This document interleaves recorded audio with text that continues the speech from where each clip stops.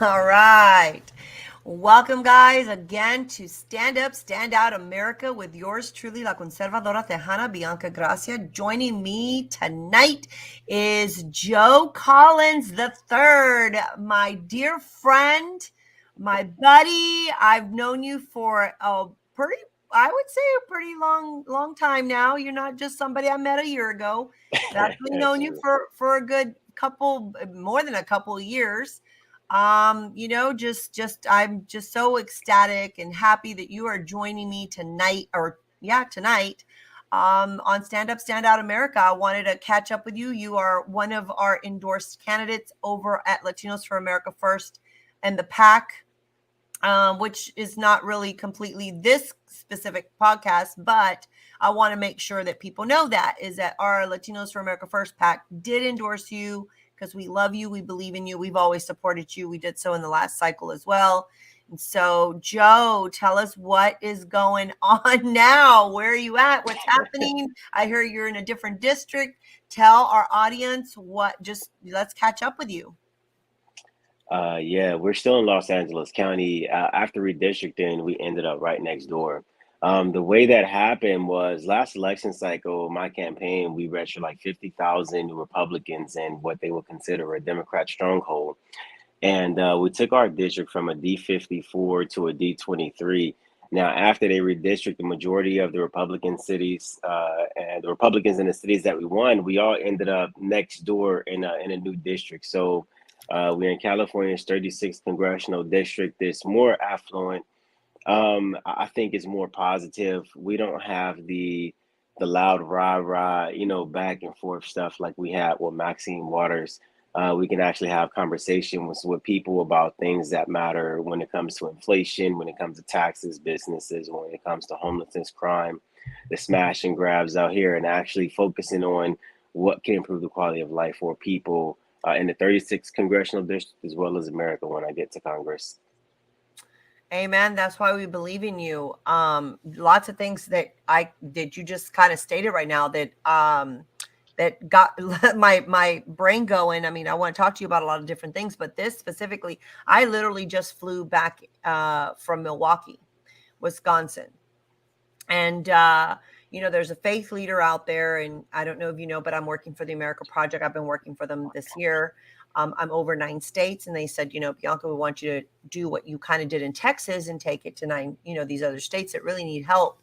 And my condition was, hey, if you guys allow me to do the work that I know how to do, I start with faith leaders. I start with the faith, leaders in the community, because it's all about that the church itself. Sometimes the church is kind of dead, don't get involved, but they're really those pastors, faith leaders are the true community leaders, besides other leaders. But if they can't get it right, then what is left for the community? So I went out to Milwaukee, Joe, and it was Pastor Pratt. She's out in I guess northern part of Milwaukee, in a obviously Black predominant neighborhood, and she got leaders together yesterday. We walked around with her all over her neighborhood, and it's exactly what you just described.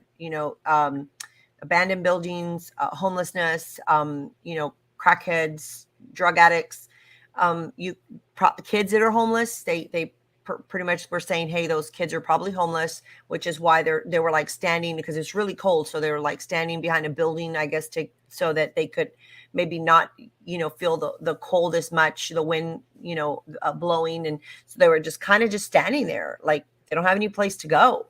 And, we're talking about inflation. And so, that's already, I mean, a thing. Obviously they already don't have jobs. They're like, we don't have jobs, we don't have anything, we're struggling out here. And as we're talking about inflation, and you hear that on a national scale, but when you really go into the community, and I know you're gonna agree with me on this, when you actually go talk to the people, and even though they know inflation is, a hot topic, and they've got a whole bunch of issues they got to deal with, there's always something in a region that they're dealing with. And one of the things is, she had, some other pastors with her. She had a rapper. He's not really like a label person, but he was just a kid they've been in jail. They've been in and out of prison. These, kids that have nothing else. They don't have anything going for them at the time. Their youth, there was no, resources, no options. No, they just really had a system they felt was against them. And so, but they're like, we want to, contribute to society. We don't want to go back in jail. We want to like have a family. We want to raise kids. We have, some of them had kids already. So they're like, we want to take care of our kids. They just want the average thing that America, any American has access to. And so, but they feel like they've been dealt a bad hand, and just listening to them and their stories. But their number one thing was, aside the inflation and the fact they don't have jobs and there's crackheads running around their neighborhood and drive-by shootings every day, the thing that they were concerned about, Joe, was these vacant, abandoned buildings. And these kids were telling me, I mean, they're I call them kids. They were telling me, they're like, these abandoned buildings have been here since they were little. They said, we don't know who owns them, but why are they not being used for homeless centers? Why are we not opening them up for youth centers? Why is there not education, community centers, anything in this neighborhood? No, there's nothing in this neighborhood, nothing. And so it was really sad to hear that. And so just a little bit of educating them, going, well, number one, you can do an Open Records Act. They're like, what's that? What is that? Didn't even know. I mean, they don't know this simple thing. They don't know. I mean, think about it. They just really don't know these little simple things. So it's just like, go to the county, open records, find out who owns these buildings, then start going and speaking out at commissioner's court. They're like, what's that? And I'm like, so we really had to, and they were like, they felt so empowered knowing that they could go and speak out and say, you know what, we're suffering out here in the community, and you're the elected officials, and where are the resources? How are we going to stop this crime? They don't want to see their buddies going back, and they're like, hey, somebody gets hit on the street or whatever, and then immediately the person says, well, I'm going to go and, and do a retaliation. And they're like, we're trying to break that mentality here. Stop doing that. Like, we need opportunities. So it was having those conversations. And Joe, I mean, I'm sure that you're experiencing the same thing in LA. I mean, you've got to be hearing something different aside the big national issues. To them, it was driving by or walking, not driving. Most of them don't have cars, but just driving through their neighborhood. And it's just abandoned building, eyesores everywhere everywhere you turn. And then they had these makeshift memorials, and you saw them on the poles or on a tree, and it was like ribbons or teddy bears. And I'm like, what is that? And they're like, somebody was shot there and killed. I'm like, I'm sorry, what? That we don't have ways to, do funerals for them. So we just do a makeshift memorial. And I'm like, wow. I mean, they were everywhere. And they were telling me stories about how they've seen people gunned down. So, Joe, there's got to be, I'm sure this is similar. There's something similar in these stories that you are hearing on the ground. Yeah, absolutely. I mean, this is something that happens a lot. It's not new to me. I grew up in South Central Los Angeles, so every single inner city is the same. The only common denominator is the people who represents those cities. And for a lot of these people, shoving talking points or ideologies down their throat doesn't work. They need somebody who is going to accept the reality and provide some type of action for the things that are going on in those communities. I mean, they need community programs. They need to utilize those buildings for something productive for these young adults. It's common sense, but a lot of politicians don't care about the communities. They really don't.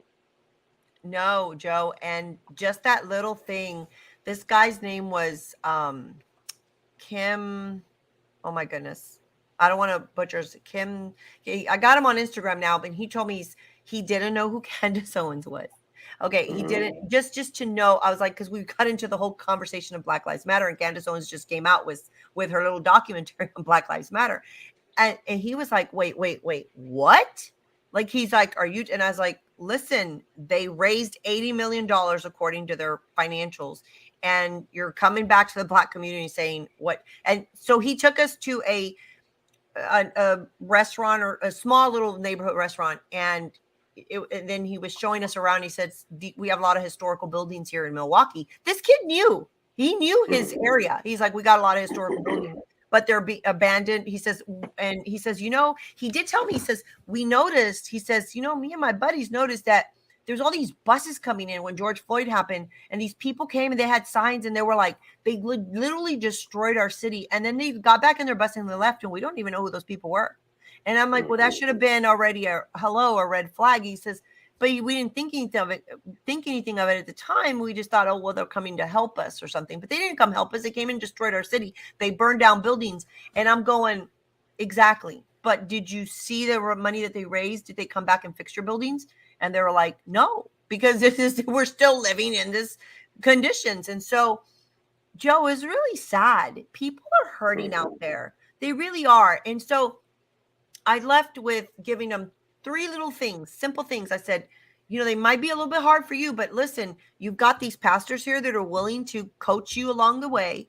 I'm like, start going and jotting down all these addresses of the abandoned buildings, go do an open records act, find out who owns them, start going to the commissioner's court, start demanding and asking questions and in finding out, and then I said, I'm going to hook you up with someone that knows about the opportunity zones that Trump made possible during his administration.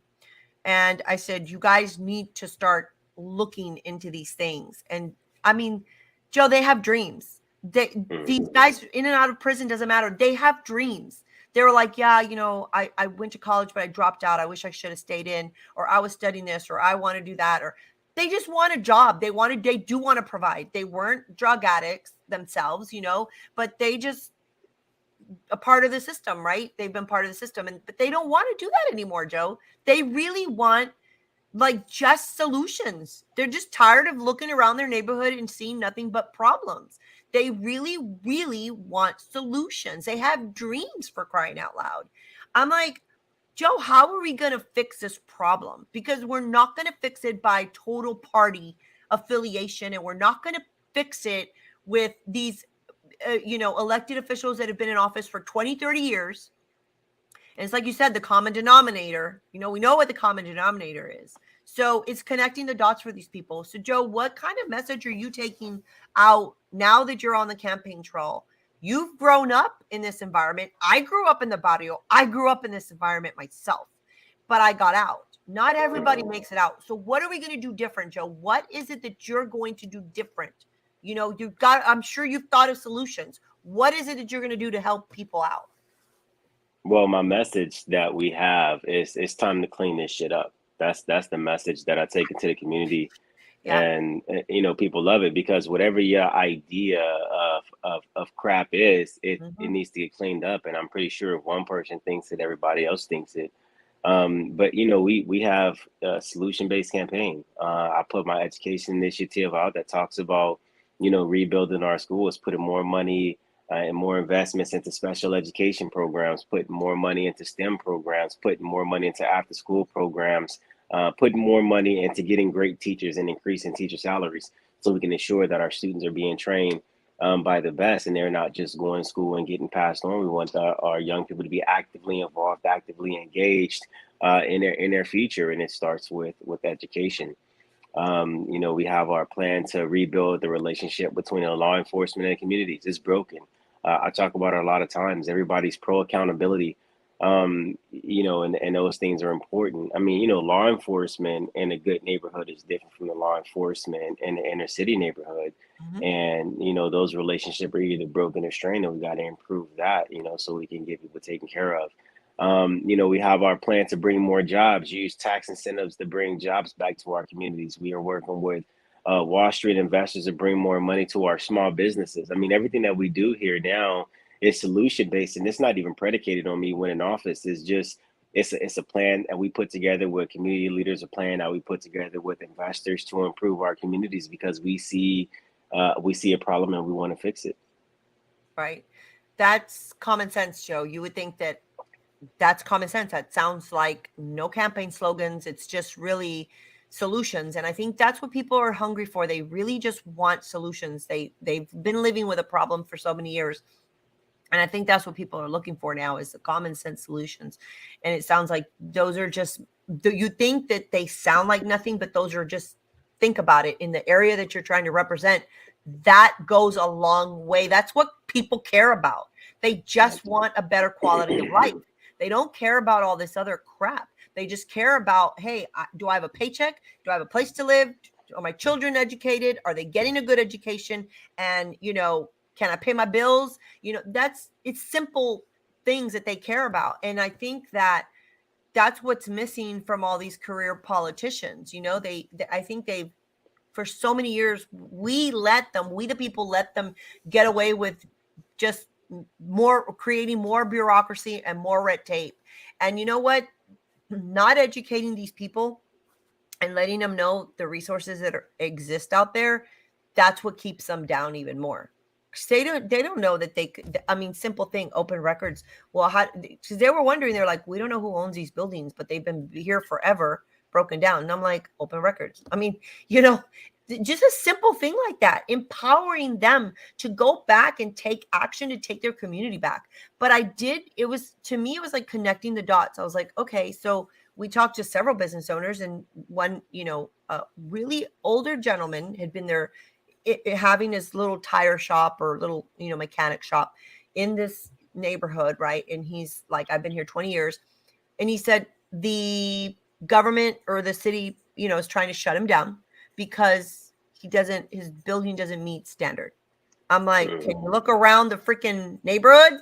I don't think many of the buildings here meet standard, but you want to shut down this gentleman this is his only way of living, and he takes what he can get and helps, fix people's cars, and he didn't have employees. It was just him.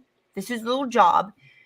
And you wonder, you're like, they're trying to shut you down because your building isn't meeting code. I mean, come on. And then we went to this other place, and it was called this 12-step program. And that place is open to, former addicts. It gives them a place to go hang out. They have, pool tables. They have like kind of a bar, but no alcohol. And then it's an environment that they could just have somewhere to go talk if they're having a hard time. But they told me, they said, we have a kitchen here, a really nice kitchen, mind you. They said, and we've done food pantries. Well, the city told them they can't do that anymore. They can't do that because that apparently it brings too many people hanging around their building, and then cars and houses get broken into. And they said, we can guarantee you there was no houses, or we've talked to all the neighbors here. Everybody was, as long as we're keeping these people clean and off the streets and somewhere to go and giving families who don't have food. But they told them they couldn't do that. I mean, Joe, seriously? They couldn't feed people? They're trying to feed people, and they told them that they had to shut down their kitchen to not feed people. They're like, this is, and so they told me, I said, what do you think is causing this? I mean, like, somebody is making these policies, somebody's making these laws and regulations, and no one's connected the dots for them. So it was like connecting the dots, and they're like, something's got to change. And you're right, these people have been sitting here forever, and we're sitting here trying to do a good thing for the community, and they're trying to shut us down. So I mean, Joe, this was Milwaukee. This is LA. It's happening in Houston. It's happening everywhere. You're right, in metropolitan cities. What I like about you, Joe, is that I've seen that you don't just go and talk to Republicans. I see you going across and reaching out to libertarians, independents, Democrats, and you're having conversations with people. And I've seen you debate with these people, and they don't break you down from any kind of ideology, but you're just saying, hey, it's common sense here, people. And I like that about you, Joe. How do they really receive you? I keep it real, so I don't necessarily have a problem with talking to anybody. Especially in California, I gotta talk to Democrats. I gotta work with independents because that's what California is. We don't have a lot of Republicans, especially in Los Angeles. I mean, people tout, oh, you have 2 million Republicans in Los Angeles County, and it's like, yeah, but they're not all active.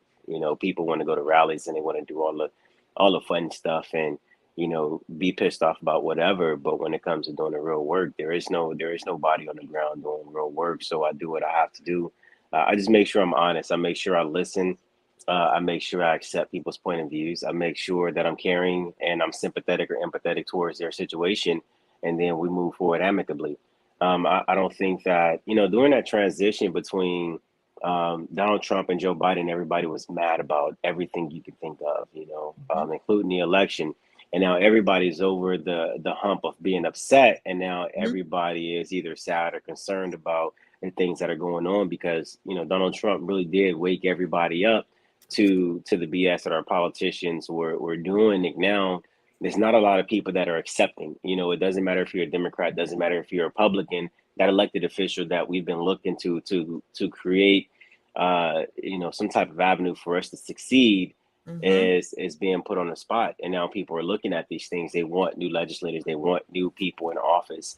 And for some reason, the older politicians seem to have a grip on a lot of things, but they're losing that grip. They're losing it to the young people. They're losing it to the moms. They're losing it to the business owners. They're losing it to people who are just plain pissed off about everything they're trying to shove down our throats. And so I make sure I'm honest with people. I mean, you can hate me once for being honest, and then you can respect me later for keeping it real. Or, you see a lot Amen. of people who lie, and then they lie, and then they lie, and then they lie, and they keep lying until you get to the point where you don't even know which lie started the first lie, or how'd you end up lying this long. And so I keep it real. I think that's a really good strategy. And I think, like you said, the transition, with Trump is Trump was a realist. I mean, he said what he said, right? Hmm. And he pissed off a lot of people. People didn't like him because he tweeted truths and he hit people back. But I think we needed that. We may have not been used to it. No one was used to it. The system was just used to business as usual until he came along. And all of a sudden, I think now people are appreciating that you take that strategy and say, well, we're just going to be real. We're just going to tell the truth here. And whether you like it or you don't, or you can agree with me or not agree with me, but I'm going to tell you the truth. So exactly, they can respect you for it later. Um, how's have you done any polling in your district? No, we haven't done any polling. The pollings are inaccurate. The polling companies Yeah. they create questions to get the desired results, and they make you think that there's this huge thing that's going on that's not. So I don't take polls serious. I don't do polling in my district. I like to go talk to people myself. I like to talk to people myself. When Good. people call my phone, I answer. It's normally I give my cell phone number out to everyone in the district or my donors or volunteers and give them a direct contact to me. We do regular things in the district. I do karaoke on Thursdays. I go golfing in the district. Um, we go to the beach. We go to the businesses. We do meet and greets. We tour facilities that have to do with energy. I mean, we do a little bit of everything. So I don't want to have any polls. I want to be left in the dark, as you say, without the polls. Right. That's good. But you know what? At the end of the day, when Trump won in 2016, all the polls were against him. Hmm. But if you were on the ground, registering voters, talking to people, talking to the business owners, like you said, if you're out in the community, you had a sense of the pulse of the people. That outweighs any poll somebody calls you. They sample 200 people, and Exactly. then they say 97% of the people are going to vote for blah. And you're like, but you asked 200 people out of what, 2 million? That's not an Exactly. accurate poll. So you're exactly right. I love that you are getting out in the community, having real conversations with all walks of life, whether it's, from the school people to, like you said, going out to the beach or going out to the business owners, playing golf in your area, but yet, going and doing karaoke. That's pretty awesome. So you're Yeah. getting out and just being around people and you get the pulse of the people. And that's more important. I think that's the thing is that, what I heard like in Milwaukee, they said, yeah, a lot of these politicians, have been around, but we only see them, they pop up this little office and they come about 3 months before election. And they send people all around that, put signs out and everything, but we don't even hear from them. And they've never come out to talk to us. And we don't even see them driving by through the neighborhood. That's what's the problem with politics. That's what's problem with this government. That's what's problem with the whole system. That's what's the problem with any elected officials. That's the problem in DC is that these people have somehow been elected for so long and they've sat up in their little pedestals and then they just never went back and connected with the people. They're so disconnected. They're just making decisions that they want to make, but not necessarily that really represent the community. So, I have all the faith in the world that you know, will be elected and that you will serve the people that you're asked to represent, not serve the special interest people, not serve DC, not serve a local elected official or a big donor. You are going to be, because I know you're a strong-willed person. You don't take shit from anybody. You are very, straight talker. You tell it how it is. And therefore, sometimes you think, well, the system is a little bit against you because they can't corrupt you and they can't buy you out. But if you're truly going to be the person who represents your district, then you have to be the person of the people. You have to be out there listening to everybody. Like you said, look, reaching across the aisle and talking with people and having a conversation. Because that's what I felt like, being in Milwaukee as I was sitting with these leaders.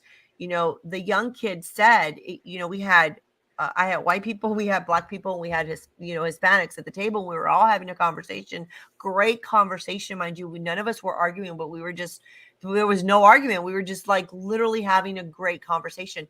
And the young kid said to me, he says, he's kind of said it to the table. He says, y'all, I just realized something. And we were like, yeah, what did you realize? And he said, it's not about our skin color.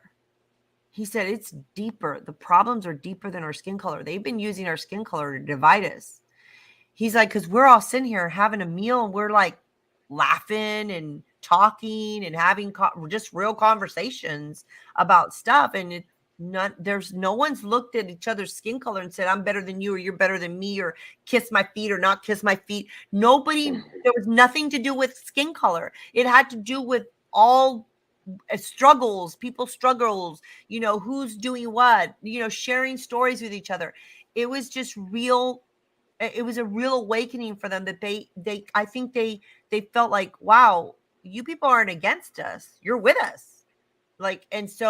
And that was really cool to see that's what we need, I think, in this country, is to look past skin colors, because skin color is just who God created us, right? It just gives us an identity of who we are and the culture we belong to, but it doesn't define us, and it doesn't, it shouldn't be the driving force of who we are, and so I really, have so much confidence in you, Joe, to be able to do that in your community, to really truly be a true representative of the community. And I'm sure your community in LA is struggling just like so many others out there. So, I mean, I'm looking forward to you winning your election, being elected by the people, and going out there and just getting some shit done, right? Because that's what we need to do.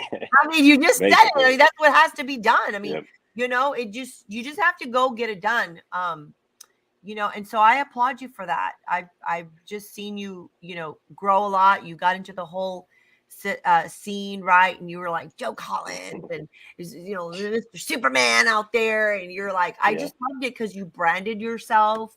It's been really cool watching you, just throughout the years. And, at first it was like, who's Joe Collins, right? And then it was like everybody knew who Joe Collins was. And then your awesome ads that came out against, Maxie, you were like, you're literally, those were some realities. You're like, hey, she's living in this mansion and I'm not. And so that was really cool, is to see that. And then now kind of see you, like, I feel like you're like a little bit more humble, and you're out there and you're doing your thing. It's not so much in your face. And I kind of like that. I kind of like that you've learned to adapt and then just go out and do something that needs to be done in order for you to win. So that's really amazing, Joe. I'm so very proud of you for, staying in it. It's not easy to stay in the game, but somebody's got to do it. And so, that's really awesome. So what else, anything else going on, that, I mean, you're in LA, for crying out loud. I mean, you guys are challenged with all kinds of stuff in California. Mm-hmm. We're making it. It's just a day by day thing out here. You never know what you're going to get. Sometimes they're going to propose some great policies. Sometimes they propose some awful policies, but I think at the end of the day, everybody is looking for for a change. I really admire what you're doing, going out to different communities and talking to people. You know, I have a lot of friends of mine that are Democrats, and they say, "Well, how come Republicans never push policies that are going to benefit these type of communities or these type of people and whatnot?" And I tell people, I said, you know, if you've never seen it, it doesn't exist. You know what I'm saying? Like, you guys don't know what it's like to be wealthy because you don't have money.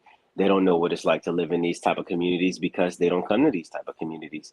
And at the end of the day, you never vote for these type of people anyway. So why would they have, you know, sometimes why would they feel pressure to pass policies for you? I think that, you know, we need more people who are conservative, more Republicans going into these inner cities and actually talking to people, and not trying to push an ideology or push a talking point, but actually sitting down and talking with real people and finding out the issues that they have and how we can work together in order to solve those issues. So we need more people to be doing what you're doing out there in the street. I think it's helpful.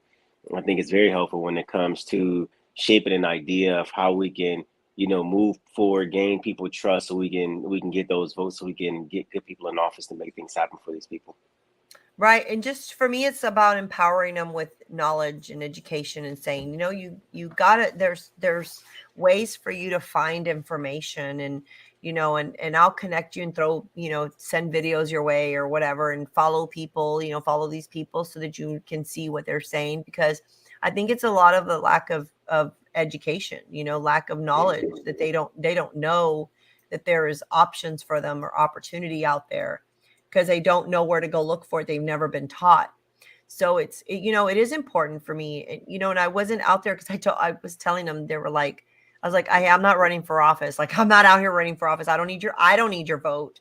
I just am truly out here because I'm, came to help pastor out, and she's been working with you guys, and, and I just want to support her in getting to know her, her area and her neighborhood and the struggles that you guys are going through. I'm just here. So we filmed it all, Joe. I had a film crew with me, and we were filming, just what is going on in Milwaukee. And interestingly enough, yesterday, so I'm sure you saw that video with what's her name, Stacey Abrams out of Georgia, and talking about that there's inflation because of the lack of no more abortions. I mean, I played that for them. They were like, this is the thing. They were like, who's Stacey Abrams? Exactly. These black people didn't even know who Stacey Abrams was. It was the craziest thing. And I said, Stacey Abrams, she's running for governor in Georgia. I said, but I want y'all to hear this. And I got their reaction, and we captured it all. Our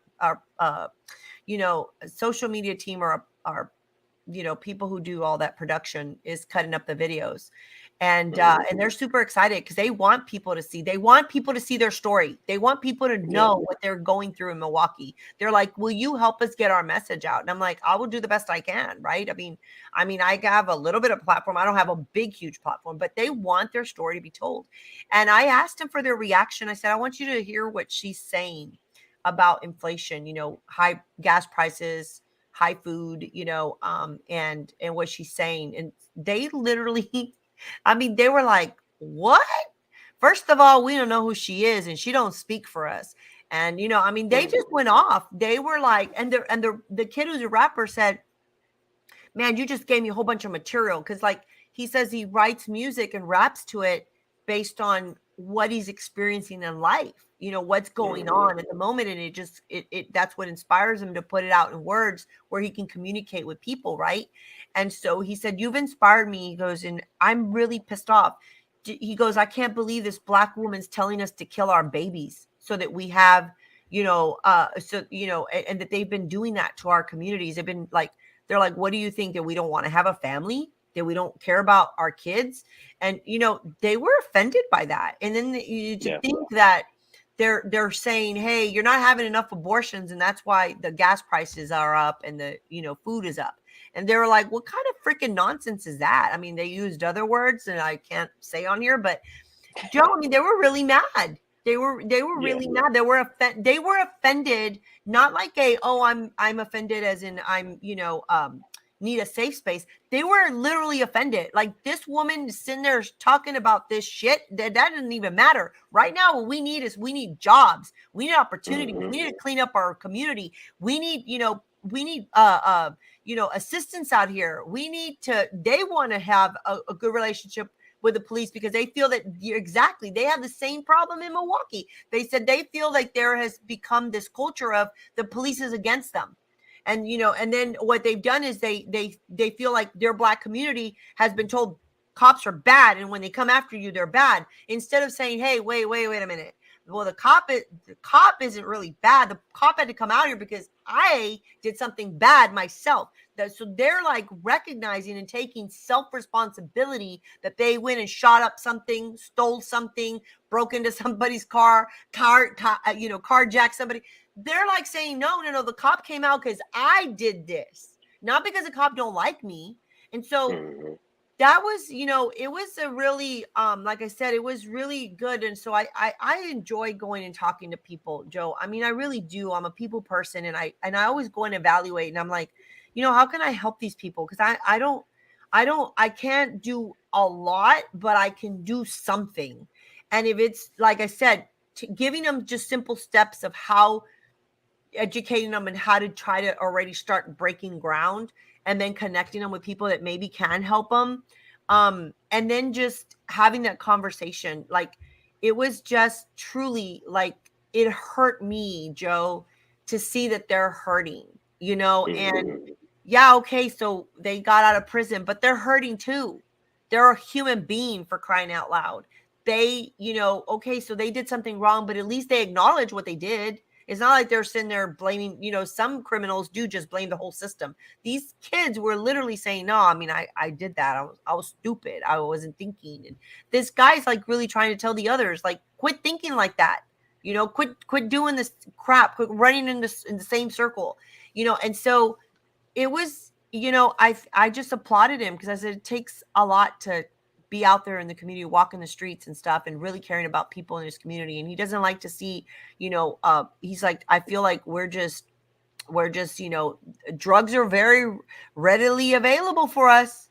They said the drugs are there on every street corner. Oh, but we can't have a community center where we can just take them off the street and educate them, and at least train them to fill out how to put a resume together, or how to fill out a job application.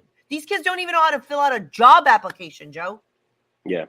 Yeah, I can imagine. Well, it's no jobs around there for them to fill out job applications for, unless they want to work McDonald's, some fast food restaurant, because they don't industrialize those areas. They don't put really good jobs in those areas. There's no tech industry or automotive industry that's in Milwaukee. They literally have nothing, and then they idolize, gang rappers or athletes, or the people who they see on TV 24/7 making an ass of themselves. That's who their idols are. So, I mean, a lot of things that, we take for granted, comes far few in between for people in certain communities. Yeah, but it was a simple thing like that, I'm like, how did they get through school? And you would think that, my gosh, if your school's already failing, the least you could do is teach the kids how to fill out a job application before they graduate or don't graduate. I mean, at least show them at the age of 15, when they can work, at least show them how to fill out a job application, because if they could, maybe they would have, but they feel like, oh, I can't fill out all that paperwork, because it's overwhelming, or it's, I mean, or they just get, feel like they can't do it. And so it's just simple things like that may come easy for me and you, but it doesn't come easy for them. But they want it. They do want jobs, and you're right. We just need to start really looking to elect new people, and giving people a chance. And we need to break the system, this corrupt, nasty system that exists on both sides. I always say it. It's why people come against me all the time, because I don't toe the line, Joe. I don't just toe the line. I don't sit there and be like the little sheep following everybody. Like, you're just gonna say this, and this is why the system doesn't like me, because Bianca, man, you don't know what's gonna come out of her mouth. And I'm like, how about freedom of speech, people? How about I'm a free thinker and I can say what I want? Why does it, oh, we can't have her here because we don't know what she's going to say? Because you can't control what I say. Are you listening to yourself? This is the thing. This is why I love to talk to people, because I feel like if you can just get those little community leaders like that in Milwaukee and they start rising up, then the whole system is like shit, because you don't know what to do. It's like the mama bears that rose up and they're like out there in the, in the community fighting back against the school districts. And they're like, oh crap, the moms are awake now. I mean, that's the thing, is like, oh, Lord forbid, Joe, Lord forbid we have a mind of our own and can speak about, we don't like something or like something. Lord forbid, Joe, we're not toting the line, and that's what I think is that's what I love about my job, is that I am able to go into those communities where nobody else is going to have a conversation. I'm not running for office. I didn't have nothing to win or lose or nothing. I'm just saying, hey, I just want to know what's going on in your community. And hey, look into these things, resources. I'll connect you with some people and start doing something. And hey, don't just start rising up, get people. And he's like, I'm gonna get a bunch of people on the street and we're gonna start marching and demanding answers. Good for you. Good for you. Because until you start, doing that, will people listen to you? But Lord forbid, again, you're rising up against the system and they can't control you. So, I mean, Joe, I just all of you that are watching this today, if you are in the LA area and you hadn't met Joe Collins yet, please go visit his website. I'm going to give him an opportunity to give all his credentials and everything that he's got here.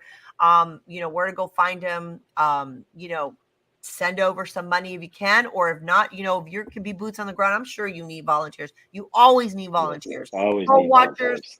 Yeah, volunteers, poll watchers, block walkers, phone bankers, or just out there in the community with you, just registering voters or, taking people to the polling center, whatever it is, taking your neighbor, making sure that they can get there, whatever it is, the simple things. That's what wins elections, is making sure that we are helping our community leader get into office and pushing them across the finish line. So Joe, just really quick, because I didn't allow you to say this at the beginning, but let people know a little bit about your background and then let them know where to go find you and all of your platforms and everything, and what you need help with. So my background is I'm a 13-year U.S. Navy veteran. I am retired now from military service permanently. I have a bachelor's degree in accounting from the University of Phoenix. I was actually going to school. I was going to college last election cycle and running a campaign in my business at the same time. I have a business. I do government contracting and development projects. I sit on the board of Wilson's Holdings, which is a global development company. My website is joecollinsforcongress.com. You can find me on all social media platforms at Joe E. Collins, the number 3. And that's pretty much it. Well, Joe, very impressive. I love that you're sitting on the boards and, getting yourself involved, and you're educated and you've served our country. I thank you for that. Thank you for serving our country. I don't care if you were, listen, I've seen these people come after people. They didn't really serve in the country. Oh, they didn't really go overseas. Oh, they were just a pencil pusher. I don't care if you were a pencil pusher or you got to go to Afghanistan. I really don't care. When you sign the dotted line to go represent and I don't care what job you get in the military. If you took that oath and are in the military, you could have been deployed at any point in time. If you got stuck behind a desk, I didn't really care. You put your name on the dotted line and took a risk to go and serve your country, regardless of where they put you, regardless of whether they put you behind a desk or in the battle zone. I don't care. You're serving your country. End of story. End of story for me. We love our servicemen. We love our military. What's happened to the military right now is atrocious, but we thank you for your service. We just thank you for everything that you're doing, and that you took that's what I'm talking about. That's when you're talking about those people that they idolize, and then you're the person they really should be looking to say, wow, he ran for office, went against Maxine Waters, and got his freaking degree. I mean, that is what we need. We need those role models like you in the community saying, no. Let me tell you, do not go there and do not try to play the little, oh, I'm a victim. No. because if I can do it, if you can do it, Joe, anybody can do it. It's what I tell people all the time. If I got myself out of the barrio, if I got myself out and against all odds, literally against all odds, if I was able to do that and go to college and, and listen, don't live a big old lavish lifestyle, but I don't live in the barrio anymore. And I made something of myself. There's no excuse for anybody else. There really isn't. It's just about applying yourself to doing things. And so I really applaud you for that. I love that you have been able to do that, and you've come a long way. You totally have our support. You know that. I thank you for coming down to the Rio Grande Valley. Yeah, I had a good time out there. It was sad. It was awesome that you came down and just to kind of, understand the environment.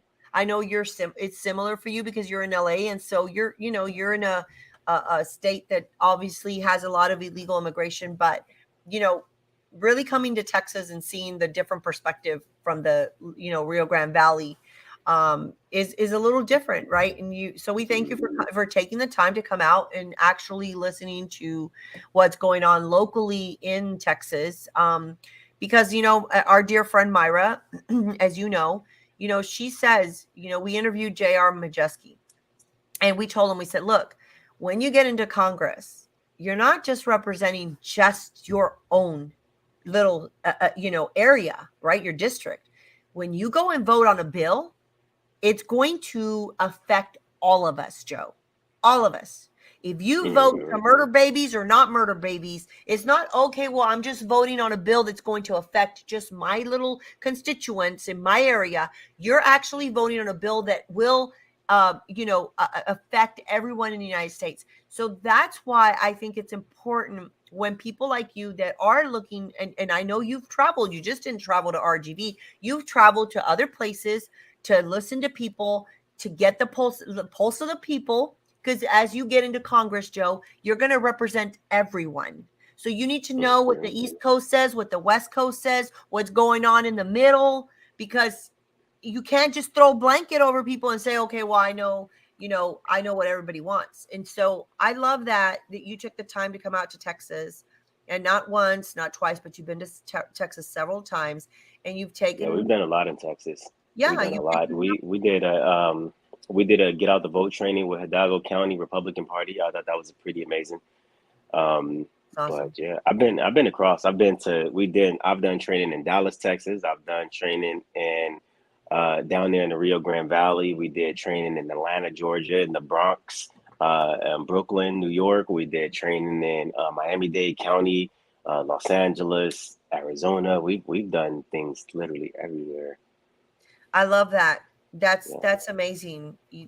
I can't think of anybody else who really should and deserves to go represent the United States of America. You've done it already before when you signed on the dotted line to go and serve our country, and you certainly can do it again as you sign the dotted line to run for office, to represent not just your district, but the whole United States of America.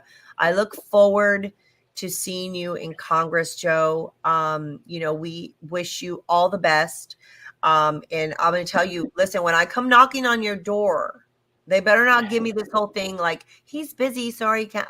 Joe, you better. I'm going to be like, you tell him Bianca Gracia's out here, and I demand answers. You got my number. You can text me or call me. It ain't that serious. I know. Listen, I'll be like, just do not turn into Dan Crenshaw, okay, who I completely supported him. And listen, I mean, he's turned out to be a little bit of a disappointment for me, especially when he goes against the Second Amendment and, with the red flag laws and some of the other things that he's voted on that I'm like, dude, I mean, military, just please do not come against our Second Amendment rights. And so just, I know you're not always going to you're going to probably get some bills, Joe, that they may have something in them, but that you may have to vote on, and it's not going to be popular. But Joe, the one thing I will tell you is, please read those bills and call out these people, and don't let them keep sliding crap into these bills.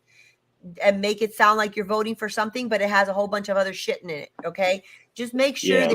that you know, and that you always let us know, the people, and say, hey, I'm going to sign this, but I want you to know this is also in it, and I do not agree with this. Be truthful and honest with us, so we always know what's going on, Joe. And we will. I'm sure that all of America will certainly appreciate you for always being honest and truthful with us, always. And Mhm. just, we wish you luck, Joe. We really do. We love you, and that if there's anything you need, let us know. Let us know, Joe. Absolutely. All right. Well, I I appreciate thank that. you Thank you. so much for coming on tonight on Stand Up, Stand Out America. We'll definitely, share the link with you as well. And Joe, again, you're like family to us, and we just love you. So take care out there. I know you're very busy, and I appreciate you taking the time to come and talk to me on Stand Up, Stand Out America, and make sure that I get your message out and people know that you need volunteers out there. And you know what? If you are in the LA area, or you are somewhere near the LA area and want to go help Joe, please hit him up, call him, message him, text him, send him an email, and tell him you're looking to get involved. So thank you, Joe. Again, from the bottom of our hearts, we love you. Keep doing what you're doing, Joe. Thank you. Love you guys as well. All right. Peace out. All right. Peace.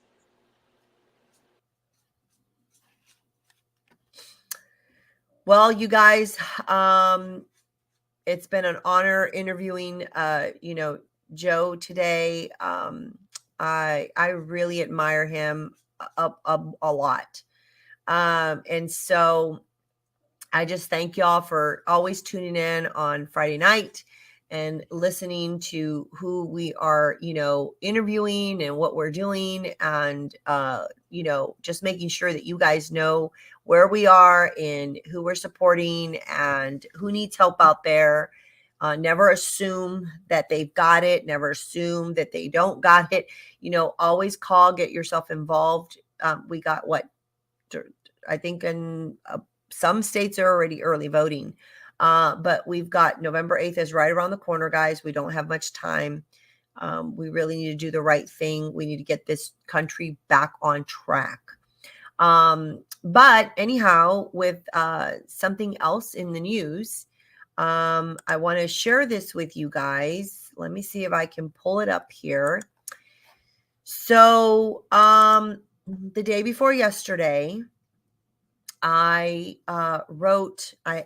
started a Substack, Bianca Gracia. So I'm gonna have my own little newsletter, and I'm gonna be, drafting my own articles out there. But it was awesome because in my article was picked up by Gateway Pundit, thanks to our publicist over at America Project. She's fantastic.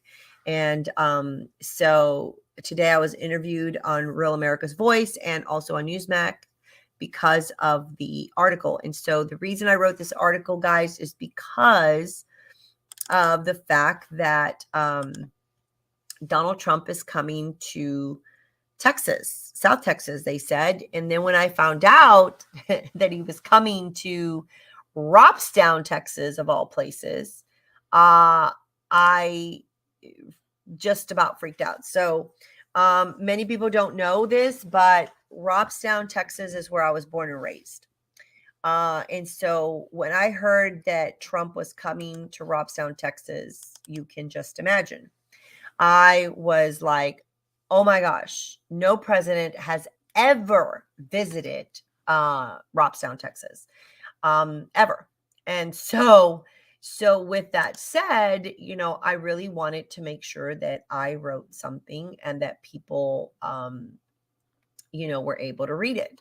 So I'm going to share this with you guys. If you haven't seen DC Patriot, thanks to Matt Couch out there, who's also picked it up and put out my article on DC Patriot, and Gateway Pundit, who put it out. So this was what I wrote, guys. If you haven't seen it or read it, or, I know some of you follow me on social media. And I don't know why my computer is just taking way too long. I don't know what's going on there, but it's just super exciting. So bear with me. I want y'all to hear this if you haven't seen it yet. Hold on a second here. Let me pull it up because for some reason my computer is slow and doesn't want to pull up the article here. So Gateway Pundit, this is what I wrote, guys. Stand by. All right. The real reason Latinos are leaving the Democrat Party. We are not woke. We are awake. And the real reason is what I say. Guest post by Bianca Gracia, Latinos for Trump president, explains why she ran from the Democrat Party. So it says, despite what you may have heard from CNN or some other leftist mainstream media outlet, the Latin community is leaving the Democrat Party in droves. CNN and the fake news media still think the left has a strange hold. Republicans have demonized Latino immigrants to score political points, implying that Latinos aren't smart enough to make their own voting choices based on principles, or that Republicans have somehow misled us to switch parties. The problem with this view is that the media is still living in the pre-Trump world, a world where it was easier to hide the real Democratic Party agenda behind the lies and government handouts. I can very simply tell you why Latinos are leaving the Democrat Party. We're not woke, we are awake. The Hispanic community has taken the rose-colored glasses off and seen the Democrat Party for what it has become, a true socialist party supporting anti-freedom ideals. I, like many Hispanics, drank the Democrat Kool-Aid. I believe the fake campaign promises, lobbied for local candidates who promised change and revitalization to poverty-stricken areas, and voted according to what minorities were supposed to do, until it was so blatantly obvious I had been lied to. I was a long-life Democrat born and raised in Robstown, Texas, a town with approximately 12,000 in population. The town is one of the most poverty-stricken towns in the state. I left in 1990 and moved away to San Antonio, Texas to attend St. Mary's University. I was the first in my family to leave the barrio against all odds to pursue higher education. Today, 32 years later, nothing has changed, guys. You can drive through Robstown, where my mother still resides, and see that the town is still poverty-stricken and known for corruption within its local government. Hispanics have historically voted Democrat, and my hometown of Robstown, Texas, is proof of decades of lies and race baiting for votes. It was President Trump that gave the Latino community a platform and a voice to be able to represent our true American values. It was President Trump's courage to confront the border crisis, his business acumen that gave us jobs and a booming economy, and his fight for our freedom that showed the Latin community that politicians will deliver on promises and just how corrupt the left really is. Latinos want change, guys. That's what they want. Where am I? Okay. Oh, we want change. The change that President Trump offered us in 2016 with a question: what do you have to lose? Our freedom and liberties, our jobs, our families, and our traditions as we know them. So it is crystal clear to me that while Biden sits in the White House, he is systematically destroying our communities through bad economic decisions that have resulted in astronomical gas and food prices, higher crime rates, and open borders, where nearly 5 million illegals have entered our country since he became president, many of whom enter the country through my beautiful state of Texas. My state, which I love, is quickly being destroyed by the increased crime and poverty from the Democratic Party open border agenda. Latinos in the Democrat Party no longer share the same values. We no longer will vote Democrat. Tenemos que luchar por nuestros valores y libertad. So I wrote that as president of Latinos for Trump, the organization, and Latinos for America First, La Conservadora Tejana, co-host of Bob Jones' #1 conservative talk show on 1440 Keys AM and FM in Corpus Christi, Coastal Bend, South Texas area.